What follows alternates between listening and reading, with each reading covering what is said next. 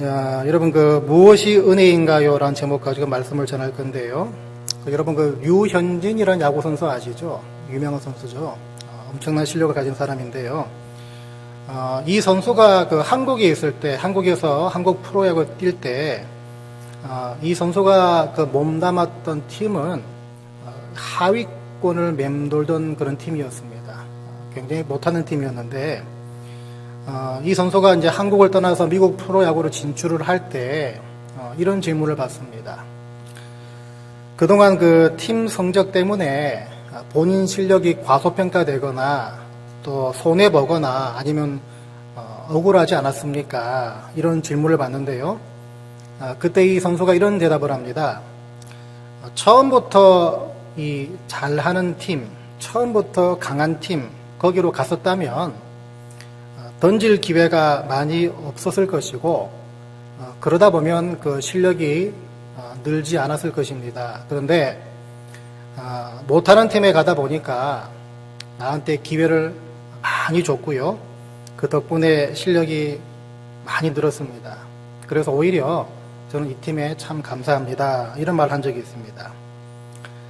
이 말을 딱 듣고 들었던 생각이 뭐냐면요. 여러분, 하루아침에 인생을 역전하는 신데렐라는 없다는 것입니다.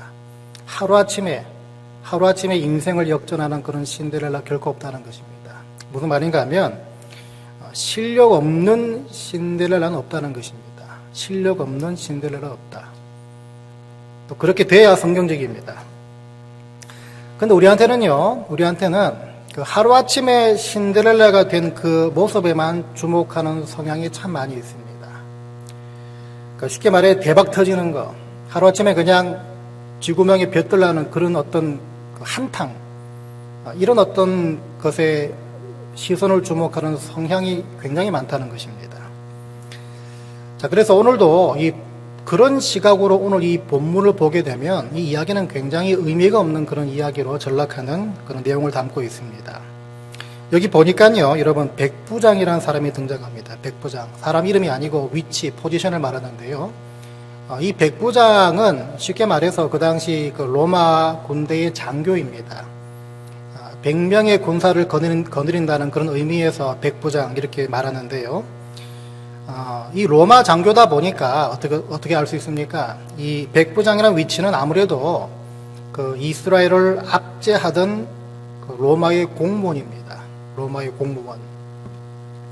게다가 이방인이다 보니까요, 당연히 이 유대인들에게는 경멸의 대상입니다. 자, 그런데 오늘 이 본문에 소개되고 있는 백부장은 많이 다릅니다. 이 백부장한테 아끼는 하인이 한 명 있었는데 병들어 죽게 된 것 같습니다. 그런데 마침 이 백부장은요, 오래전부터 예수님에 대한 그 소식을 들어왔던 것 같습니다. 그래서 예수님께 도움을 청하러 가는데 그 청하는 방법이 굉장히 이상합니다. 먼저 유대인 장로들에게 부탁을 합니다. 그리고서 그 장로들이 주님께 나와서 도움을 청합니다. 다시 말하면 백부장 본인이 직접 주님을 찾아간 게 아니었다는 것이죠. 4절을 보니까요, 이 장로들이 예수님께 간절히 구했다 이런 표현이 나옵니다. 간절히 구했다. 여기서 간절히 구했다는 동사가 불완전 동사로 쓰고 있는데요. 이 말은 응답하실 때까지 지속적으로 매달렸다는 것입니다. 응답하실 때까지 지속적으로 이 장로들이 주님께 매달렸다는 것입니다. 자, 그러면서 이런 말을 합니다. 이 일을 하시는 것이 이 사람에게는 합당하니이다. 그러니까 이 일을 하시는 게 뭡니까? 이 백부장의 청처럼 백부장의 하인을 고쳐주시는 것, 이 일을 하시는 것이 이 사람에게 합당하다. 당연히 해야 될 일이다. 그런 말입니다. 그러니까 이게 무슨 말인가 하면 다른 이방인들과 다른 로마 군인들, 다른 로마 장교들은 모르겠지만 최소한 이 백부장, 이 사람의 간청만큼은 예수님께서 반드시 들어주셔야 합니다. 지금 이 뜻입니다. 이렇게까지 말하는 이유를 대략적으로 알 수 있는 장면이 5절에 나오는데요. 그가 우리 민족을 사랑하고 또한 우리를 위하여 회당을 지었나이다. 이런 말을 합니다. 그러니까 그 당시 로마 장교, 그 당시 이방인, 그 유대인과의 관계들, 이것과는 완전히 다르다는 것이죠.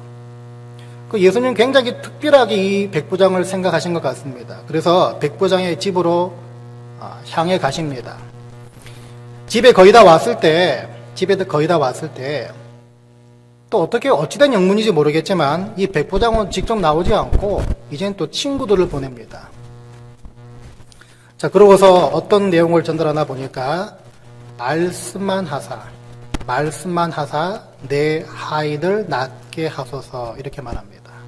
그러니까 집에 들어오지 말라는 것입니다. 그냥 말씀만 하시면, 집에서 누워있는 내 하인 분명히 나을 겁니다. 그 얘기를 친구들을 통해서 또 예수님께 전달을 합니다.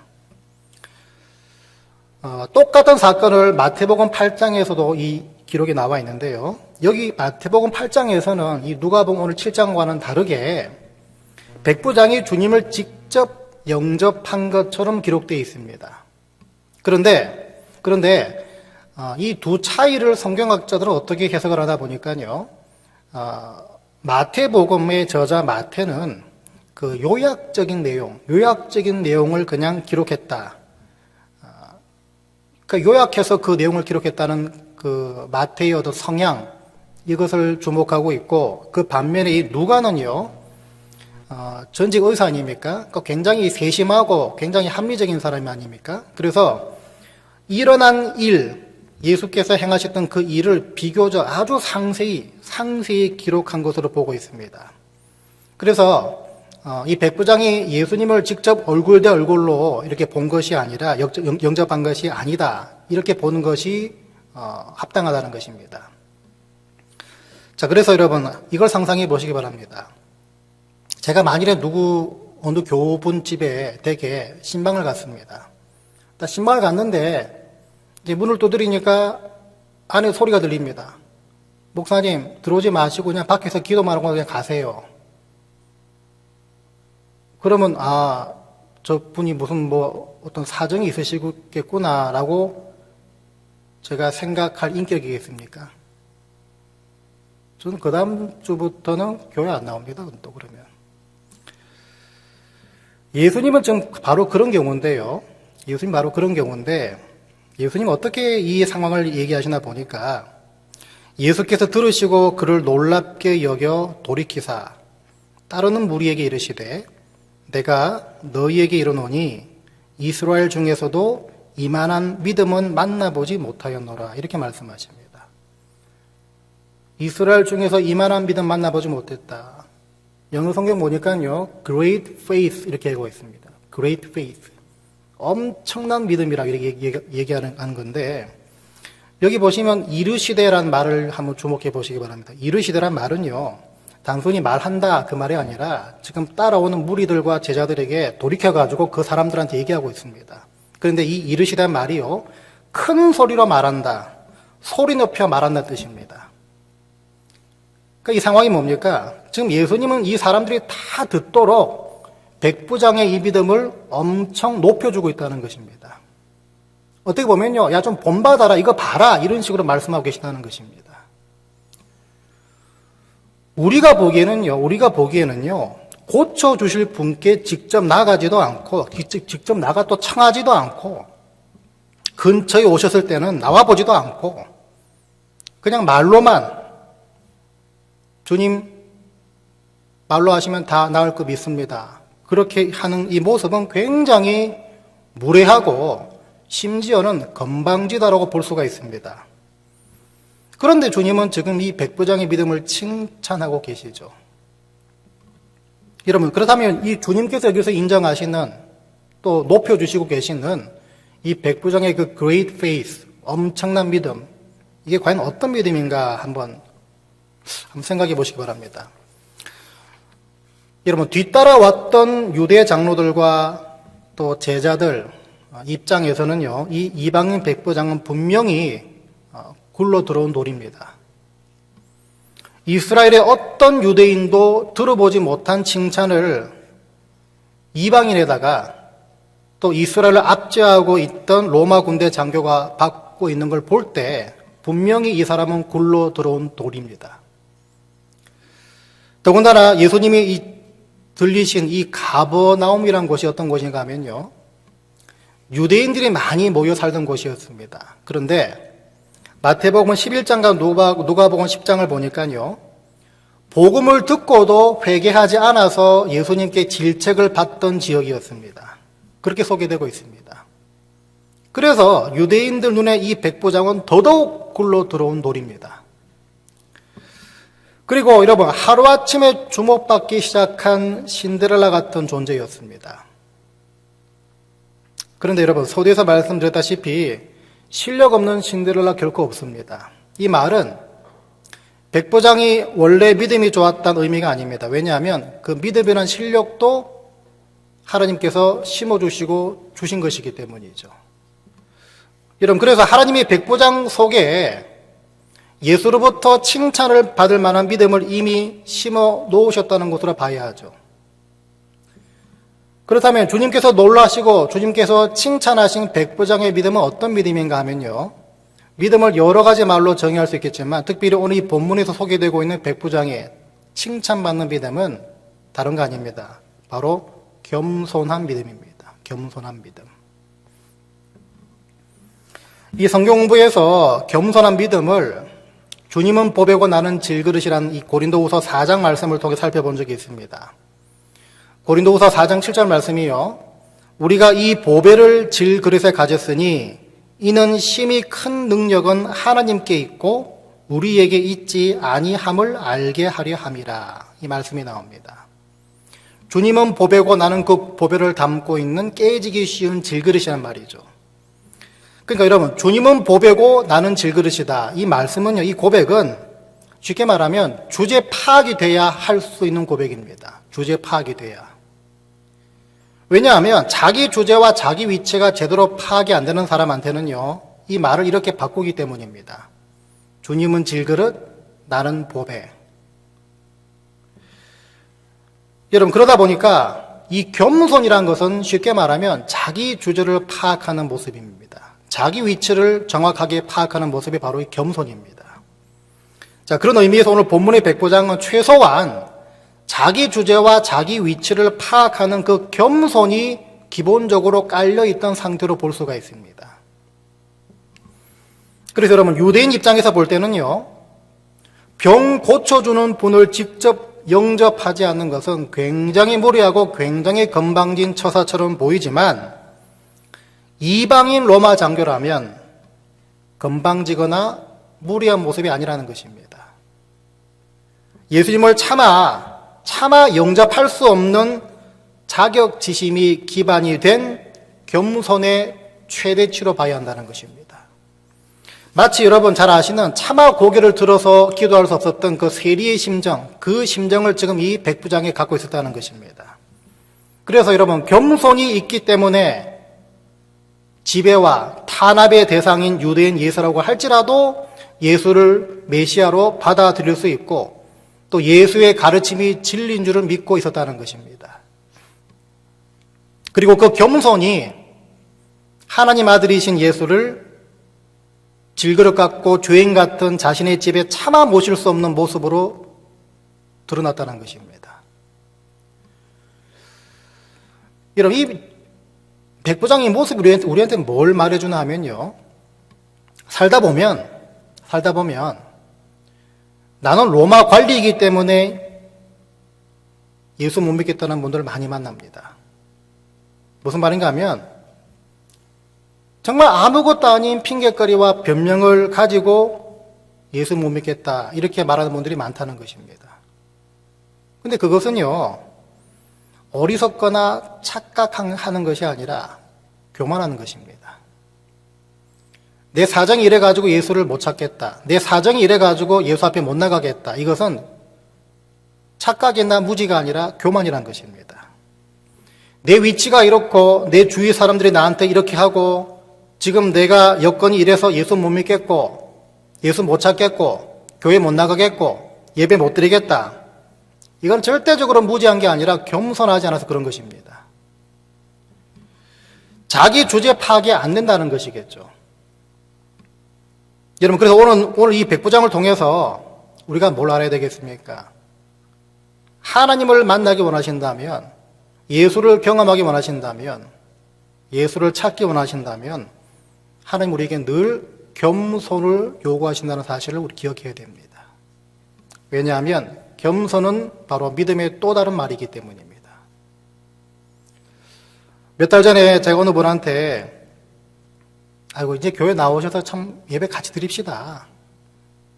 뭐 한 번도 뵌 적이 없는 분인데 이제 교회 나오셔서 같이 예배 드립시다. 이렇게 권면해 드린 적이 있는데 그분이 뭐라고 대답하시나 보니까요. 믿음이 부족해서 믿음이 충만할 때 교회 나와서 예배 드리겠습니다. 아주 정중하게 그렇게 얘기를 하시더라고요. 뭐 이 방송을 그분이 듣는지 안 듣는지 모르겠지만 속으로 생각했습니다. 믿음이 충만해서 그때 예수 믿겠다, 교회 나오겠다. 이건 말이 안 되는 거죠. 믿음이 없기 때문에 예수 믿어야 되겠죠. 그렇지 않습니까? 내 상황을 먼저 보는 것이 아니라 하나님께서 나를 좀 부르신다는 그 상황을 봐야 되는데 그걸 보지 못한다는 것입니다. 그 벽이 뭐겠습니까? 바로 겸손치 못하기 때문입니다. 여러분, 겸손치 못할 때, 하나님 앞에서 내가 겸손치 못할 때 나타나는 증상들이 굉장히 많습니다. 따져보면 다 걸립니다. 내가 주님 앞에서 겸손치 않으면요, 변명이 많아집니다. 내가 주님 앞에 겸손치 않으면요, 내 주제 파악이 안 되고 내 위치 파악이 안 됩니다. 그래서 내가 내 삶의 주인 되려는 시도들이 여기저기 생겨나기 시작합니다. 삶의 주도권, 삶의 결정권 전부 다 내가 가지려고 합니다. 내가 겸손치 않으면요, 듣는 말씀이라고 할지라도 지극히 나 중심으로 해석을 합니다. 내가 겸손치 않으면 기도는 하시겠지만 그 기도조차도 내 뜻을 이루려는 도구로 사용합니다. 내가 주님께 겸손치 않으면요, 하나님은 단지 나를 돕는 분으로 끝납니다. 내가 겸손치 않으면 말씀도 듣지 않습니다. 들리지 않습니다. 듣더라도 말씀을 취사 선택합니다. 살아계시고 지금 나와 동행하시고 또 나를 인도하시는 분으로 믿지를 않으니까 삶의 모든 주도권, 결정권 다 내가 주려고 합니다. 겸손치 않으니까 하나님을 두려워하지도 않습니다. 경외하지도 않습니다. 하나님을 그냥 만만하게 보게 됩니다. 겸손치 않으면요, 내가 왜 죄인인지도 모릅니다. 여러분, 이 증상들 중에 여러분들이 하나라도 갖고 계시다면요, 그분은 교만 바이러스 확진자입니다. 이 말씀을 통해서 여러분 하나하나 구체적으로 리스트를 만들어서라도 내가 하나님 앞에서 겸손한 자인지 교만한 자인지를 살펴볼 수 있는 한 주간 되시길 바랍니다. 그래서 주님 앞에서 겸손할 때 풍성히 맺을 수 있는 그 열매들을 하나하나 맺어가는 저와 여러분 되시기를 주의 이름으로 부탁을 드립니다. 자, 마지막으로 짧게 살펴볼 부분이 있는데요. 이 서두에서 말씀드렸던 것처럼 백부장은 하루아침에 나타난 신데렐라가 절대 아닙니다. 엄밀히 말하면 오래전부터 하나님께서 겸손이란 실력, 겸손이란 준비를 이 백부장한테 이미 심어놓고 계셨습니다. 이게 왜 중요한가 하면요. 이게 왜 중요한가 하면 내가 받는 은혜, 내가 누리는 복이란 그 결과에는 항상 하나님이 일해 오신 과정들이 선행되기 때문입니다. 여러분이 구원받은 복과 은혜를 한번 생각해 보시기 바랍니다. 거기 이르는 과정에는 분명히 하나님의 수많은 개입하심과 하나님의 수많은 일하심이 곳곳에 묻어 있을 것입니다. 예를 들어서 하나님 말씀에 귀를 기울이게 된 어떤 계기와 작정하는 마음을 어느 순간에 분명히 주셨을 것입니다. 또 나의 어떤 특정한 상황과 말씀이 부딪혀서 하나님 나는 죄인입니다. 이거를 고백하고 이걸 자각하게 만드는 그 경험도 분명히 하나님이 주셨을 것입니다. 누군가 여러분의 회심을 위해서 하나님은 그 사람의 그 누군가의 기도를 분명히 쓰셨을 것입니다. 이 모든 과정들을 통해서 구원받고 하나님의 자녀가 되고 그리고 하나님 앞에 나와 예배 드림이 기쁨이고 감사고 능력이라고 고백하게 만들었다는 것입니다. 그러니까 여러분 누리고 있는 여러분 이 구원받음의 어떤 결과와 열매, 이거는 그냥 여러분 하늘에 뚝 떨어진 것이 아니라 이미 오래전부터 하나님이 작업하시고 개입하시고 일하시는 그 과정들이 있었기 때문에 가능하다는 것입니다. 그래서 여러분 엄밀히 말하면요, 구원받은 것만이 은혜와 복이 아니라 하나님께서 오래전부터 개입하신 것부터가 벌써 은혜와 복이 된다는 것입니다. 우리가 이 개념을 놓칠 때 다시 말하면 받은 결과 은혜와 복에만 집착하게 됩니다. 여러분 이걸 한번 따져보시기 바랍니다. 만일에 사도 바울이 자기가 갖고 있던 질병 이것이 낫는 결과에만 은혜와 복의 의미를 부여했다면 그 사람은 절대로 내가 약할 때 강해진다는 고백할 수가 없는 사람입니다. 그런데 오히려 병은 낫지 않았지만, 병은 고쳐주지 않으셨지만 병 낫기를 간구했던 그 수많은 시간들을 통해서 내가 약할 때 주님을 더 붙잡게 되는구나, 이걸 배우고 이걸 깨닫게 되는 바람에 바로 거기서부터가 은혜가 된다는 것입니다.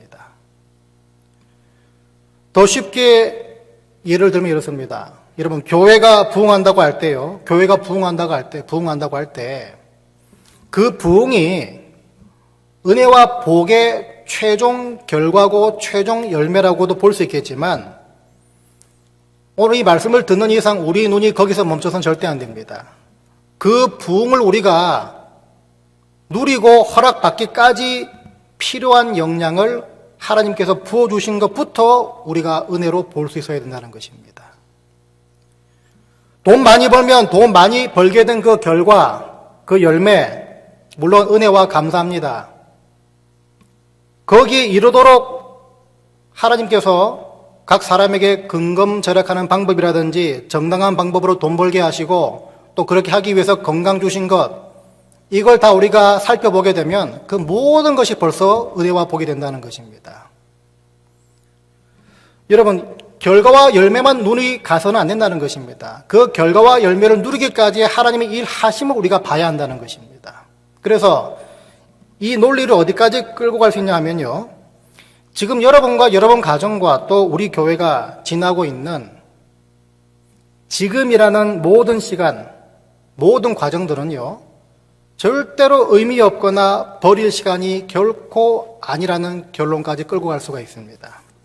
왜 그런가 하면 하나님은 저와 여러분의 잘됨을 위해서 늘 항상 일해 오셨고 일하고 계시고 또 앞으로 우리를 위해서 일하시는 분이시기 때문입니다. 물론 여러분들이 정의하는 그 잘됨의 정의가 많은 경우에 때로는 하나님께서 내리시는 그 잘됨의 정의와 다르기 때문에 그때 좀 삐끗하는 문제가 있긴 있겠지만 결과적으로는 하나님은 항상 우리의 잘됨을 위해서 일하시는 분이십니다. 오늘 말씀드리려고 하는 것은요, 백부장 하인이 나음받은 근거를 백부장의 겸손에서만 찾아서는 안 된다는 것입니다. 백부장을 겸손한 인물로 오랫동안 다듬어 오셨고 또 하인을 향한 불쌍한 마음을 갖도록 빚어오셨던 하나님을 이 이야기 가운데 발견해야 된다는 것입니다. 더 나아가서 유대인들에게 존경받고 칭찬받을 만한 삶을 살도록 인도해 오셨던 그 하나님의 그 열심에 더 주목을 해야 된다는 것입니다.